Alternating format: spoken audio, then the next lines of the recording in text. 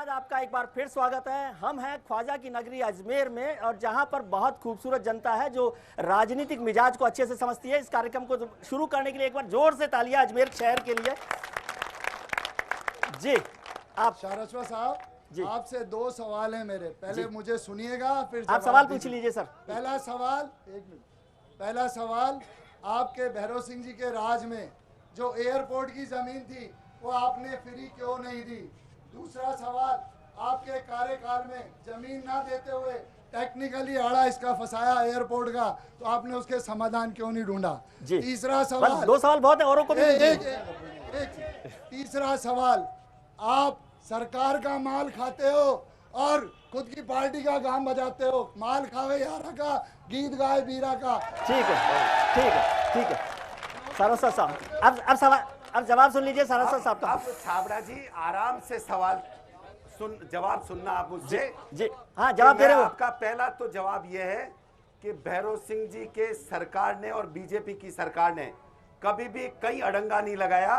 ये मनगढ़ंत और मिथ्या बात कहकर आप भ्रमित कर रहे हैं। अब नहीं बोलोगे आप बीच में। अब सवाल जवाब सुन लीजिए। मुझे सुनिए आप जी, प्यार से आप बोलिए। प्यार से बोलिए। अब आप सुनिए मुझे। अब क्यों डर रहे हो? अरे सुनो ना मुझे। आराम से आप बोलिए, आराम से बोलिए। दूसरा जवाब जी, अब बैठ जाइए, आराम से बैठ जाइए। देखिए दूसरा जवाब, सुनने की हिम्मत करिए, सुनने की हिम्मत रखिए। जी, दूसरा जवाब आराम से। दूसरा जवाब मेरा यह है जी कि राजस्थान के जितने विश्वविद्यालय हैं जी, उन विश्वविद्यालय के एक्ट में प्रोफेसर्स को, कर्मचारियों को राजनीतिक पार्टी में काम करने का अधिकार है। और मैं मेरी पार्टी में काम कर रहा हूं, उसकी कीमत आपको पता है। मैं छुट्टी लेता हूं और मेरी एक छुट्टी 5,000 रुपए रोज की है। जी, चलिए ठीक है। हम उस कल्चर के नहीं हैं, उस संस्कार के नहीं हैं कि कमीशन खाएं, चोरियां करें। ठीक है, हम उस संस्कार के नहीं हैं। पहला हम अपना काम करते हैं, ठीक है, और उसके बाद अपनी पीएल लेकर काम करते हैं। ये सवाल पूछो सीपी जोशी को, ठीक है, ये सवाल पूछो गिरजा व्यास को। सारस्वत जी ठीक है जी। अब माननीय ललित भाटी जी से दो ही प्रश्न पूछूंगा, तीसरा प्रश्न नहीं पूछूंगा। पहला प्रश्न तो माननीय सचिन पायलट जी ने जो सेना के सर काट के ले जाते हैं उसमें एक भी बयान दिया क्या? दूसरा, इतनी महंगाई बढ़ी, पेट्रोल डीजल की कीमतें बढ़ी, सब्जियां पता नहीं कहां पहुंच गई, इस महंगाई पे आज तक कोई वर्जन आया क्या? जी भाटी जी, जी ले लेंगे, आपका भी ले लेंगे भाटी जी। त्रिवेदी जी, जी जी, जवाब सुनिए आराम से। भाई गिरधर ने मुझसे सवाल किए हैं जी, किसी भी घटना के होने पर हमारे सैनिकों के सर कटे, वो हर भारतवासी के लिए बहुत दुख का विषय है। इसमें किसी भारतवासी को कोई दो राय नहीं है, किसी भारतवासी को दो राय नहीं है जी। मगर क्या समाचार पत्रों में और इलेक्ट्रॉनिक मीडिया में हर घटना और दुर्घटना पर अपनी प्रतिक्रिया देकर ही क्या अपनी राजनीतिक सक्रियता सिद्ध की जाती है? नंबर एक जी। नंबर दो, बात महंगाई की, तो महंगाई का तो रिकॉर्ड अभी भी नहीं रुक रहा है। 60 साल के अंदर इन्होंने सब कुछ करने की कोशिश की, न जनता के सामने कोई योजना आई, और कीमतें 240 रुपए का सीमेंट का कट्टा था, 320 रुपए का है। 700 रुपए की ट्रॉली बजरी की राजस्थान के अंदर मिलती थी नवंबर तक, आज 1200 रुपए का है। पत्थर का ट्रक जो है वो उसकी भी दुगनी कीमतें हो गई हैं। आम आदमी त्रस्त हो गया इस 60 साल में। 100 दिन के अंदर 100 दिन की सरकार ने जो गरीब SC ST के लोग भवन निर्माण का काम करते हैं उनके हाथों से रोजगार छीन लिया। बजरी महंगी, सीमेंट महंगा, आम आदमी मकान का सपना पूरा नहीं कर सकता। सपने तोड़ने वाली सरकार। जी आपका सवाल।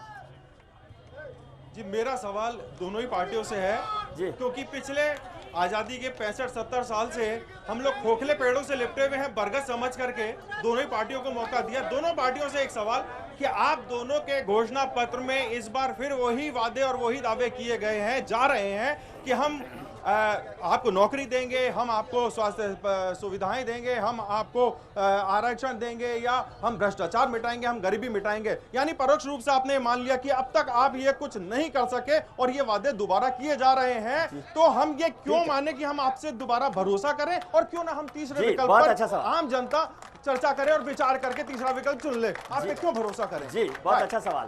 देखिए अमित टंडन जी, जी मैं आपको ये बात बताना चाहता हूँ, इस बात को सिर्फ ये कह देने से कि 65 साल के अंदर विकास की यात्रा भारत में नहीं हुई, ये आपका नितांत गलत कथन है, गलत बयान है।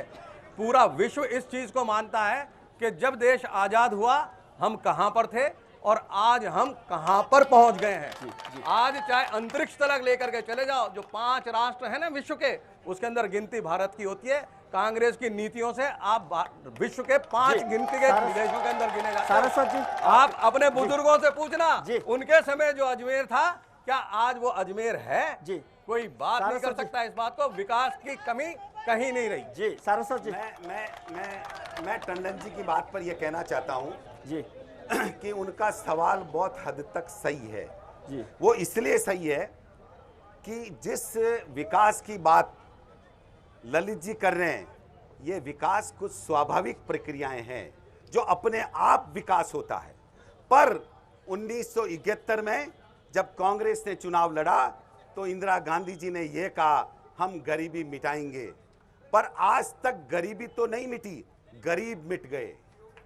हर चुनाव में 2-4 जुमलों के साथ आता है और एक ही बात आती है, हम ये करेंगे वो करेंगे, होता कुछ नहीं है। दूसरा मेरा कहना है वो कि आपसे जो भी सवाल सामने है वाली पार्टी है, ये सवाल आपसे भी हाँ है। सामने वाली पार्टी है, इसने ये साबित किया है कि गुजरात में पिछले 15 साल से जो विकास हुआ और वहां पर राजस्थान, बिहार, उत्तर प्रदेश, महाराष्ट्र का आम आदमी रोजगार की तलाश में जा रहा है। रोजगार वहां मिलता है उसको, और इसलिए नरेंद्र मोदी देश का राजस्थान की सरकार के बारे में कुछ दे युवाओं दीजिए। को रोजगार मिले। राजस्थान सरकार के बारे में राजस्थान सरकार के बारे में मैं कहना चाहता हूं जी कि पिछले 5 साल में रोजगार कार्यालय ने 7,38,000 बेरोजगारों ने रजिस्ट्रेशन करवाया। अशोक गहलोत की सरकार ने 44,000 लोगों को रोजगार दिया और 58,000 लोग रिटायर हो गए। वसुंधरा जी ने यह तय किया है कि अगले 5 साल में 15 लाख लोगों को रोजगार देंगे, और अगर वो रोजगार आरकेसी पूरा नहीं कर पाएगी तो उन्होंने मंत्रालयिक सेवा चयन आयोग बनाया है, उस आयोग के माध्यम से उसको पूरा करेंगे। रास बिहारी जी, थोड़ा सा आपका रिएक्शन में चाहता हूं। जी अभी 1 मिनट।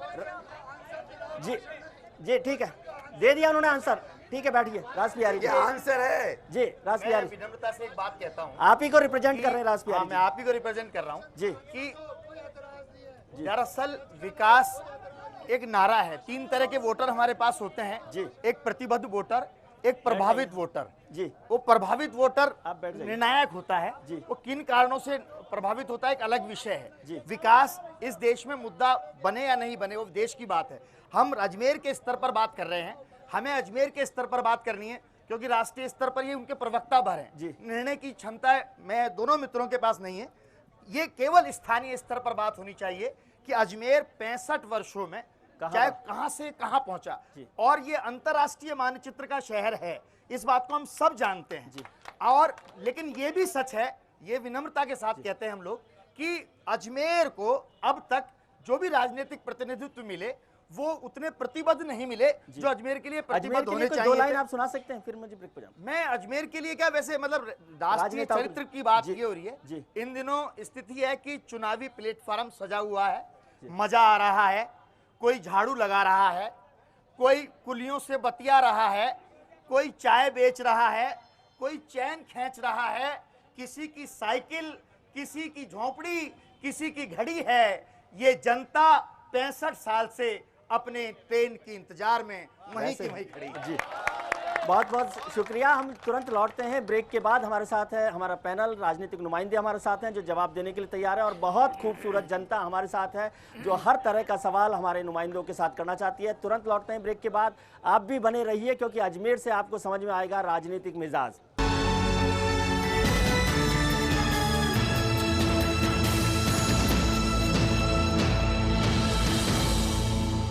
ब्रेक के बाद आपका एक बार फिर स्वागत है। आज हम हैं पुष्कर राज के शहर अजमेर में और ख्वाजा की नगरी अजमेर में, जहां पर हर मुराद पूरी होती है और कहा जाता है कि ख्वाजा जिसे बुलाते हैं वो अजमेर आते हैं। तो शायद ख्वाजा ने और अजमेर की जनता ने हमें बुलाया। हम यहाँ हाजिर हैं आपके दरबार में जनता के सवाल और जनता की परेशानियों को लेकर। प्रियांक, क्या कहती है जनता? जी मैं कीर्ति पाठक हूँ, आम आदमी पार्टी की राष्ट्रीय परिषद की सदस्य। जी आरोप प्रत्यारोप का दौर चलता रहेगा, कभी बीजेपी कभी कांग्रेस। मेरे दो प्रश्न हैं मेनली कांग्रेस और बीजेपी के जो नुमाइंदे हैं उन लोगों से, कि देखिए आज जनता हमेशा भ्रमित रही है, क्या आपके जो कैंडिडेट्स हैं जब वो जीतेंगे तो क्या महीने में 3 बार कम से कम एक जनसभा करके अपने कार्य की समीक्षा करवाएंगे या जो घोषणा पत्र है उसकी समीक्षा करवाएंगे? ये है पहला प्रश्न। दूसरा प्रश्न, हमारे टैक्स के पैसे से जो सांसद कोष आता है, क्या जनता के बीच में आकर के पूर्ण ट्रांसपेरेंसी के साथ आप उसे खर्च करेंगे? इनका प्लीज बहुत सीधा अच्छा सादा सवाल है। जवाब लेकिन दीजिए। मैडम एक सवाल आपसे करना चाह रहा हूँ, जी। आप पार्टी के राष्ट्रीय कार्यकारिणी में हैं, मैं राष्ट्रीय परिषद की सदस्य राष्ट्रीय हूं। परिषद की सदस्य हैं। मैं जी। छोटा सा सवाल जानना चाहता हूँ कि आपकी पार्टी के उम्मीदवार ने यहाँ से विड्रॉ क्यों किया है, क्यों नहीं लड़ाई हुई है मैदान में? बेहतर होगा कि ये सवाल उन्हीं से पूछा जाए। अच्छा ठीक है जी जी सारस्वत जी, एक सवाल आपसे करना चाहता हूं कि भारतीय जनता पार्टी को इन विधानसभा चुनावों में 8 में से 8 सीटें मिली हैं और आपका दावा है कि ये जो सीट है वो सबसे ज़्यादा वोटों से आप मार्जिन से जीतेंगे, लेकिन फिर भी इतनी मन में शंका क्यों रही कि जो विधायक रहे फिर कैबिनेट मिनिस्टर बने उनको आपने उम्मीदवार बनाया? मुझे पता था कि सारस्वत जी का नाम पैनल में सबसे पहले था। मैं आपको एक बात बताना चाहता हूँ जी कि न तो मैंने टिकट मांगा जी, मेरा पैनल में नाम कहाँ था, सारस्वत जी, आपके मुंह से सुनकर मुझे अच्छा लग रहा है जी। दूसरा मेरा निवेदन है, नहीं सावरलाल जी जाट हाँ, को मैं जो बोल रहा हूं, कैबिनेट उसी पर- मिनिस्टर है उसी उसकी पर जरूरत क्यों उसी पड़ी? पर आ रहा हूं जी कि जब कोई युद्ध के मैदान में जाता है जी तो कभी भी युद्ध लड़ने वाले को, चुनाव लड़ने वाले को, सामने वाले को कमजोर नहीं मानना तो चाहिए। सचिन पायलट सबसे ज्यादा ताकतवर उम्मीदवार है एक आपकी बात, नजर में? पूरी बात सुनिए जी वो 16 मई को पता लगेगा कौन पावरफुल था। जी एक बात कि ये जो एमएलए और कैबिनेट मिनिस्टर को चुनाव लड़ाने वाली बात, ये राजनीतिक पार्टियों में पिछले 66 वर्ष से हो रहा है। जी। इन्होंने भी गलती से जो 21 लोग आए उसमें से एक अशोक चांदना को चुनाव लड़ाया है। जी। बीजेपी ने भी 3 लोगों को चुनाव लड़ाया। ये पार्टी मैं की तो कह रहा हूं, आपकी पार्टी इतनी की मजबूत व्यू सीट रचना, थी तो yes, फिर पार्टी और की सारस्वत व्यू जी रचना जैसे होती है। मजबूत कैंडिडेट थे, मैं पार्टी अजमेर की- गया तो सब कह रहे सारस्वत जी नहीं, बड़े नहीं, मजबूत मैं लीडर आपको हैं। ये बता दूं कि सांवरलाल जाट जी से मजबूत भारतीय जनता पार्टी में कोई उम्मीदवार नहीं था और इसलिए शीर्ष नेतृत्व ने उनको चुना। एक बात सर, एक छोटी सी बात कह दूसरा, दूं, हाँ। ये मौका ऐसा है, ये जनता अजमेर की बैठी हुई है और हम सब लोग यहाँ बैठे हुए हैं, आप मन की बात कह दीजिए ना, पार्टी की बात तो बाद में करते रहिएगा। मैं बिल्कुल मन की बात कह रहा हूं। सांवरलाल जी जाट जन जन के नेता है, अजमेर में पिछले 30 साल से काम कर रहे हैं और उस आदमी ने 36 कौम, सभी धर्मों के लोगों का काम ठीक है, बिल्कुल प्रियांक- इनिशियल स्टेज प्रियांक पर जनता किया क्या कह है रही है? और सही टिकट दिया गया है। जी जी जी जी बैठिए जी जी हाँ माननीय सारस्वत जी, जी भारत की जनता की तरफ से जी हाँ सवाल कीजिए आप, जी सवाल कीजिए आप।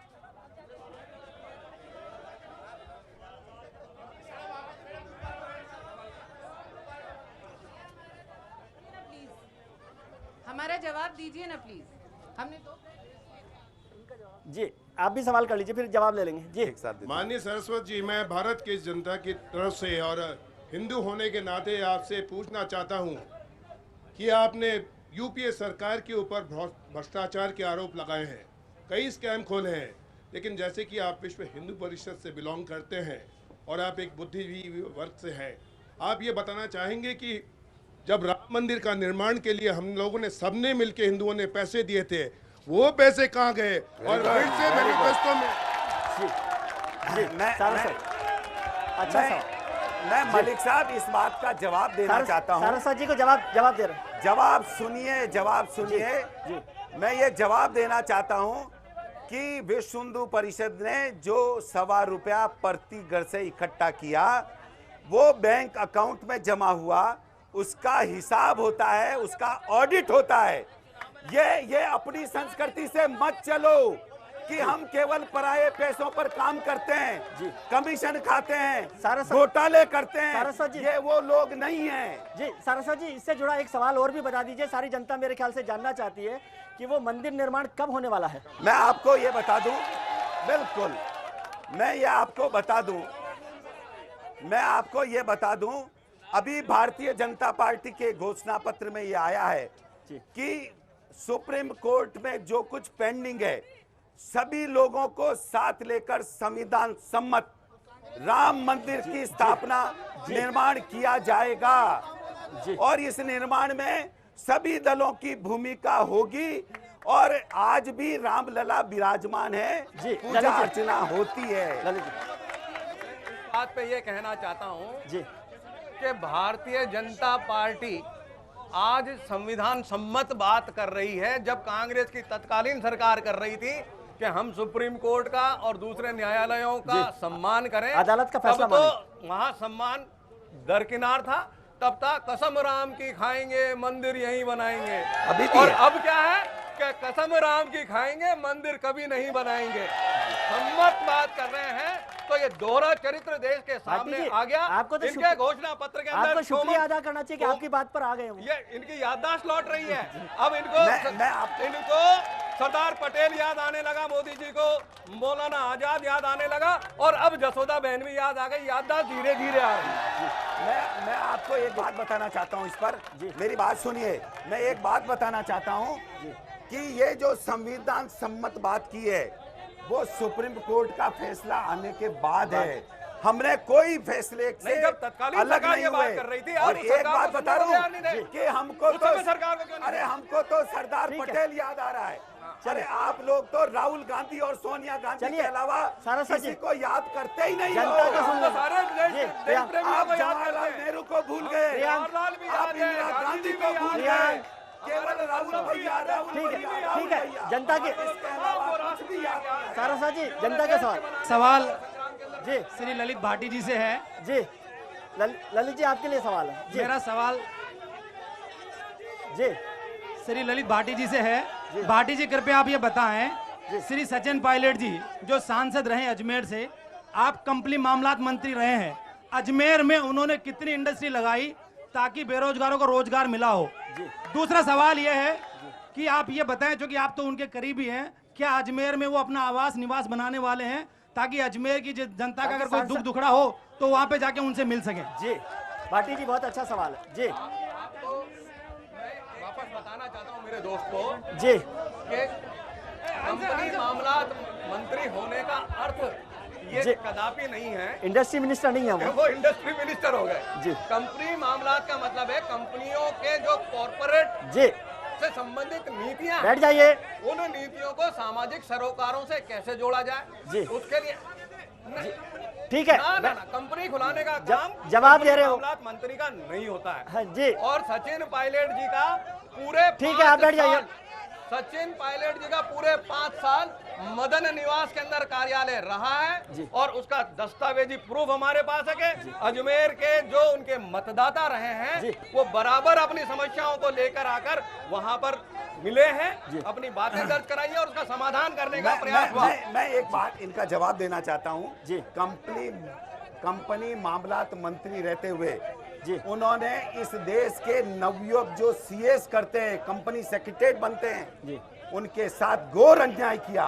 उन्होंने रूल्स रेगुलेशन में परिवर्तन कर जो लोग कंपनी सेक्रेटरी बनकर कंपनियों में काम कर सकते थे, फैक्ट्री में काम कर सकते थे, उन धाराओं में बदलकर, ये मेरे पास दस्तावेज आज मैं ला नहीं पाया, सचिन पायलट ने पूरे देश के साथ अन्याय किया, बेरोजगारों के साथ अन्याय किया। ऐसा नहीं है जी।